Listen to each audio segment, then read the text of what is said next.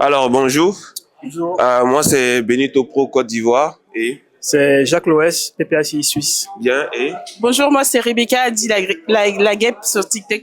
d'accord. Donc, très heureux d'être à votre compagnie. Là, on a pu assister à une conférence avec l'ancien ministre de Côte d'Ivoire, Monsieur Awa Dombello. Quelles sont vos appréhensions? Qu'est-ce que vous pensez de la conférence? Pour moi, bien sûr, la conférence s'est très bien déroulée parce que le ministre et vice-président Du du PPACI nous a éclairé sur tous les sujets et concernant aussi la politique actuelle en Côte d'Ivoire. Donc, nous sommes réjouis de sa présence et nous attendons de meilleur pour l'avenir.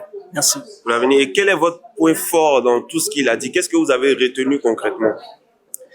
Donc tout ce qu'il a dit, ce que j'ai pu retenir concrètement, c'est que la souveraineté pour l'Afrique est une affaire primordiale et que l'Afrique ne pourra pas s'étendre et se réveiller sans sa souveraineté. Donc nous devons nous battre pour cette souveraineté-là. Et aussi, le peuple doit être engagé pour adhérer à cette souveraineté-là par ses propres moyens. D'accord. Et vous, changez-vous, comme ça, je n'aurai pas à m'étendre. Voilà.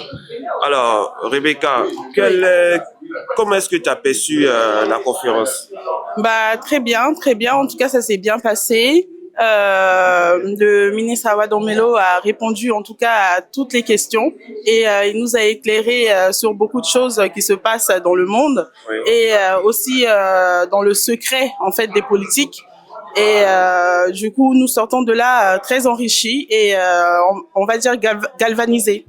D'accord. Alors, après avoir entendu tout ce que le ministre Awa Dombello a pu dire sur tous ces événements en Afrique et toutes ces perspectives, qu'est-ce que vous pouvez dire à la jeunesse ivoirienne qui nous regarde, qui est encore dans le doute par rapport aux événements de 2025, octobre 2025? Ce que je peux dire à la jeunesse, c'est qu'il y a des choses qui se préparent, il y a des mesures qui sont mises en œuvre et que nous ne sommes pas seuls. Nous avons un pôle qui n'est pas le pôle des anciens colons, oui, qui est avec nous.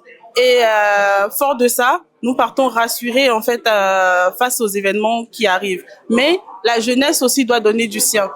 Quand je dis la jeunesse doit donner du sien, ça veut dire que pour moi, celui par exemple qui sait écrire des textes doit pouvoir écrire des textes sur les réseaux sociaux. Celui par exemple qui sait faire des dessins animés peut faire des dessins animés concernant la politique. En gros, chacun doit participer à sa façon.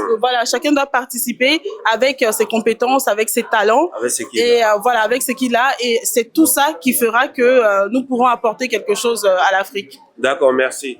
Alors, chers amis, vous qui nous suivez depuis Abidjan, un peu partout dans le monde, voilà, nous sommes aujourd'hui 31 mai, jour d'anniversaire du président Laurent Gbagbo. Nous sommes venus ici à Genève pour suivre une conférence avec le ministre Awa Dombello, que je vais poser une question tout à l'heure qui ne tardera pas de répondre.